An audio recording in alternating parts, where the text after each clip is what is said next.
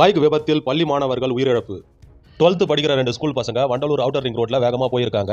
நடுவுல bike puncture ஆனதுனால நிலை தடுமாறி கீழே விழுந்ததுல பின்னாடி உட்கார்ந்துட்டு இருந்த சூர்யான்றவர் உயிரிழந்துட்டாரு.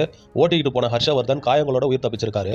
17 வயசு சின்ன பசங்க கிட்ட பைக்கை கொடுத்ததுக்காக காவல்துறை அந்த பசங்களோட பெற்றோர் மேலேயும் வழக்கு பதிவு போட முடிவு பண்ணியிருக்காங்களாம். என்னை பொறுத்த வரைக்கும் காவல்துறை முடிவுலாம் பண்ணக்கூடாதுங்க. ஃபைல் பண்ணணும், கேஸ் ஃபைல் பண்ணி அவங்கள அரெஸ்ட் பண்ணாதான் மற்ற பேரண்ட்ஸுக்கும் பயம் வரும். பசங்க கிட்ட இந்த மாதிரி பைக்கை கொடுத்து தங்களோட பிள்ளையை இழந்து வாழ மாட்டாங்க. ஏன்னா தன்னோட மகனையோ மகளையோ இழந்து தவிக்கிற அந்த அம்மாவுக்கு வாழ்நாள் முழுக்க மறக்க முடியாத கஷ்டமா இருக்கும். இது ஆயுள் தண்டனையோட கொடுமையான விஷயம். இவ்வளவு பெரிய பேரிழப்புக்கு காரணமானது என்னன்னு பாத்தீங்கன்னா, அந்த குழந்தைங்க அடம் பிடிச்சி எது கேட்டாலும் வாங்கி கொடுத்துறாங்க. அந்த குழந்தைங்களை சோம்பேறித்தனமா ஆக்கிடுறாங்க. திடீர்னு ஒரு நாள் ஒரு பொருள் நம்ம வாங்கி கொடுக்கலன்னா அந்த ஏமாற்றத்தை அதனால தாங்க முடியல. அந்த பையன் தூக்கி போட்டு எல்லாத்தையும் உடைப்பான், தற்கொலை கூட படிப்பான். இப்படிப்பட்ட சூழல்ல அந்த குழந்தைகளை வளர்த்த பெற்றோர்களுக்கு தான் நம்ம தண்டிக்கிறோமே. தயவு செஞ்சு காவல்துறை இந்த மாதிரி சின்ன பசங்க கிட்ட பைக் கொடுக்குற பெற்றோர்களை தண்டிங்க. அவங்க மேல கேஸ் ஃபைல் பண்ணுங்க. அந்த கைதை இந்த சொசைட்டிக்கு காமிச்சு ஒரு விழிப்புணர்வை ஏற்படுத்துங்க.